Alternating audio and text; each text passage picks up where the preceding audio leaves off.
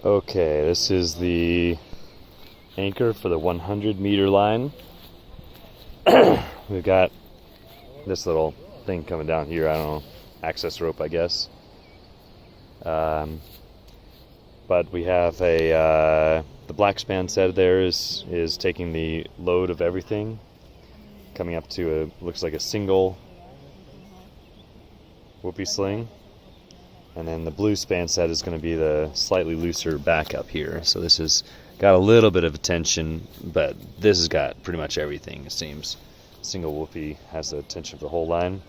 Looks like our backup was not tied up. The tail of the webbing was not tied up to the tree. I wish it was. I think I asked for that, but whatever, it's fine. Somebody want to go for Sonic? Coming in, the whoopies ended up being reef knotted together to extend them from the loop end of the reef knot. The loop end of the whoopee. And you can see that here. So we got that reef knot going in there. That seemed to be pretty effective. Oh, nope, sorry. That's whoopee to loop end. We need to have loop to loop because then we can't use the whoopee without milking it through the reef knot, which is a pain in the ass. We've got a stake redirect in lodged down here. That stake is like 1 meter deep, coming up to this quick link, and it's held the entire festival. This double constrictor hitch coming through there has held the entire time. It's been pretty good. So we've got that coming up. Whoopee coming to yet another whoopee to whoopee, which is kind of the opposite of useful.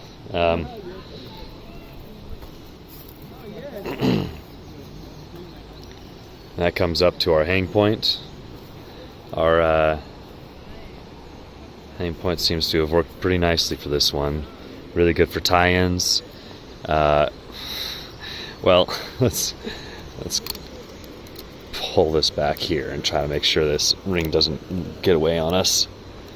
I don't know, is that possible? Maybe not. I'll ask the guys how they were doing that before.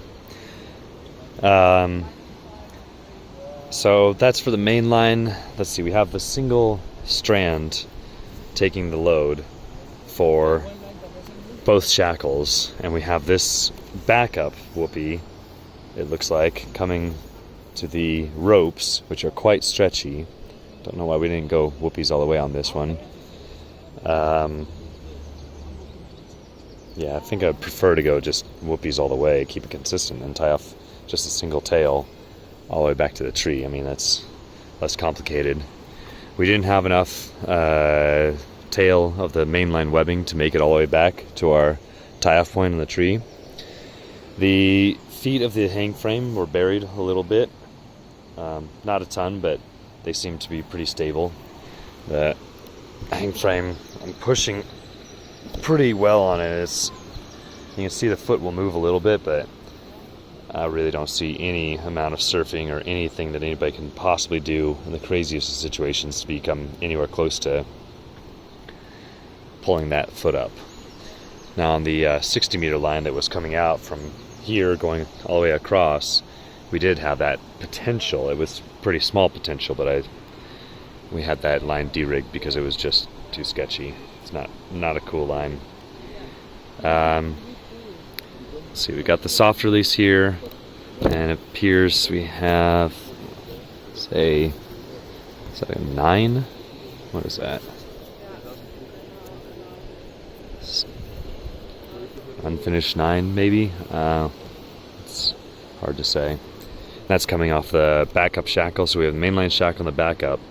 You can see that the backup shackle is not really having too much load on it. It's loading a little bit funny because of that, having the weight of it. And I was thinking that there's possible we could put the backup shackle, doesn't necessarily have to hang on the hang point. It potentially could hang below. I'm not sure. have to play with that idea a bit. And there we go, going across the canyon. Think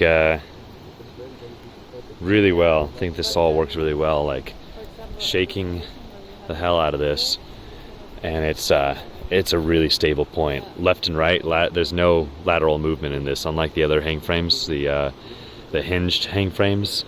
Having these rope hang frames, I think, just made it just fine. All right, now it's about time for de-rigging.